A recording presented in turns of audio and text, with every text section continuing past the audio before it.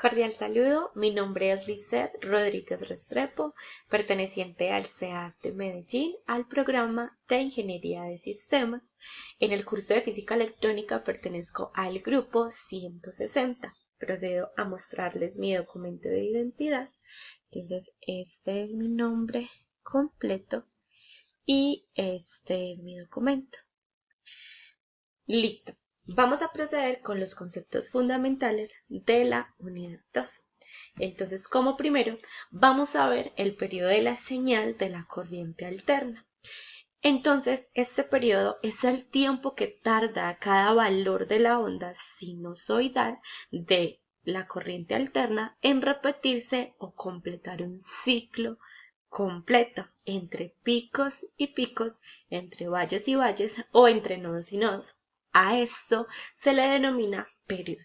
El periodo está en segundos y está representado por la letra T.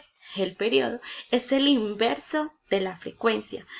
Matemáticamente se puede expresar mediante la siguiente fórmula. T es igual a 1 sobre la frecuencia.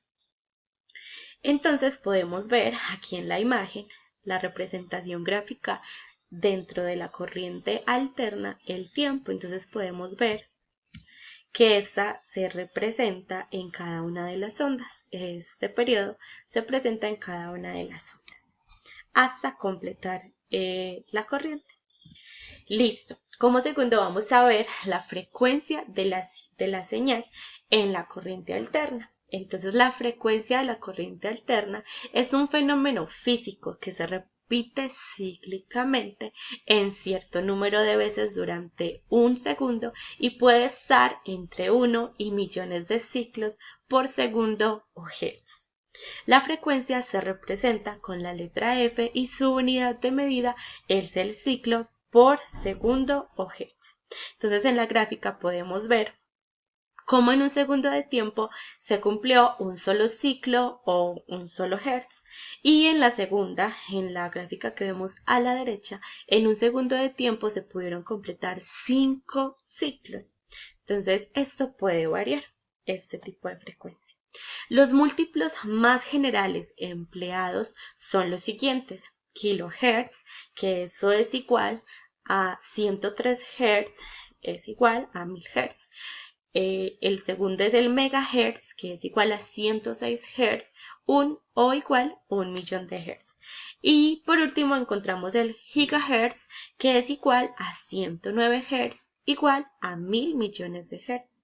La corriente alterna puede tener diferentes formas de onda, pero la más común es la que representa una onda sinusoidal o sinusoidal para cada ciclo de frecuencia. La frecuencia es la inversa del periodo y se puede representar matemáticamente mediante la siguiente fórmula, que esto es igual a frecuencia igual a 1 sobre el tiempo. Continuamos con la fase y la amplitud. Entonces la fase es el ángulo en relación a un punto de referencia. También expresa tiempos en función de la frecuencia angular, por ejemplo, para medir el desplazamiento entre dos señales o entre dos eventos de la misma señal.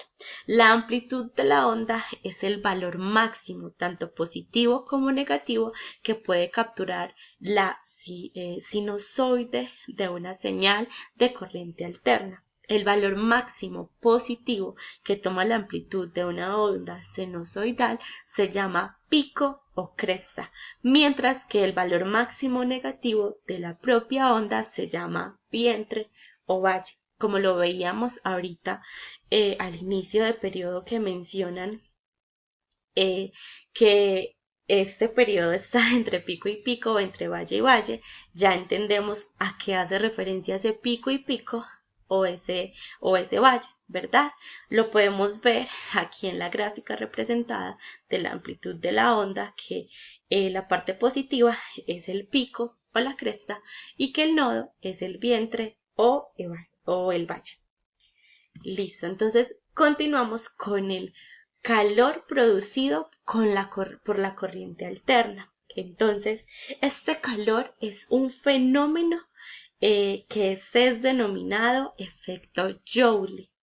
Mediante este efecto, si la corriente circula por el conductor, parte de la energía cinética electrónica se convertirá en calor debido a la constante colisión de electrones con el material conductor por el que circulan los electrones. El movimiento de electrones en el cable es caótico. Es por esto que se generan este tipo de calentamientos, por ejemplo, en los cables o en los conductores que encontramos normalmente. Y vemos cómo se aumenta la temperatura de estos. Entonces, dado que el calor generado en una resistencia no depende de la dirección de la corriente, el calor el valor generado en el tiempo correspondiente al semiciclo positivo es igual al calor generado en el tiempo correspondiente al semiciclo negativo. Eso es lo que vemos aquí en la corriente alterna, que tanto esta temperatura o este calor se presenta de igual manera, es igual valor tanto en la onda positiva como en la onda negativa, como vemos en la gráfica, ¿verdad? Entonces vemos que no se altera la temperatura, sino que esta sigue siendo igual. Listo. Continuamos con la pregunta problematizadora que me correspondió, que fue la del estudiante número 1, y esta es: ¿cuál es la diferencia fundamental entre valor medio y el valor eficaz de una señal de corriente alterna?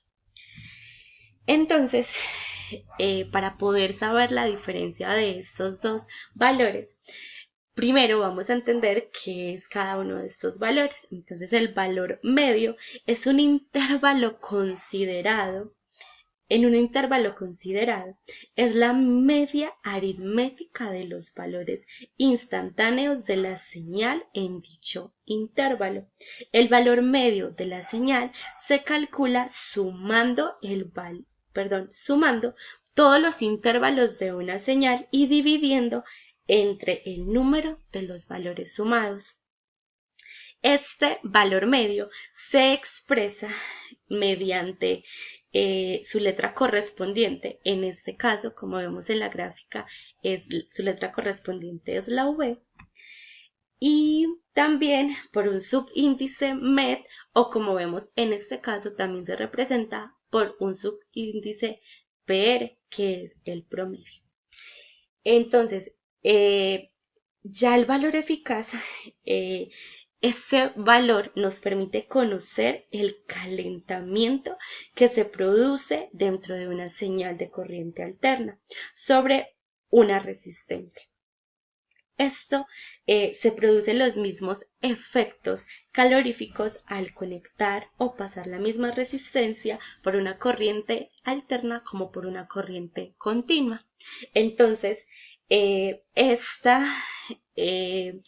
valor eficaz se representa mediante su letra, la letra mayúscula, en este caso que se está midiendo los voltios. Si se está midiendo la corriente, entonces esa letra mayúscula sería la I, y así viceversa, más su subíndice, que sería el RMS, como vemos en esta gráfica.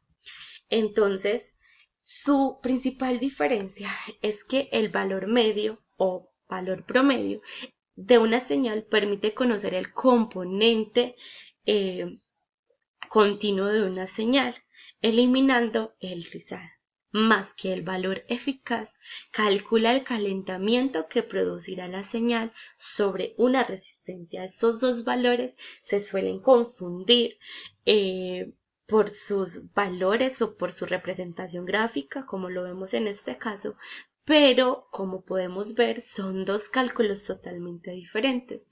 Entonces, aquí en la representación vemos esta pequeña gráfica donde se nos se nos grafican, valga la redundancia, todos estos valores, como el valor pico, que es esta de acá, como el valor promedio, que es esta de acá, o valor medio, como el valor pico a pico, que sería esta de acá, y el valor RMS o el valor eficaz, que sería este de acá. Y estos valores, el valor RMS o el valor eficaz, tenemos que es, en este caso, después del cálculo es el 0.700 valor de pico, y el valor medio o promedio es el 0.636 de el valor pico. Estas son las referencias que se usaron y muchísimas gracias por la atención.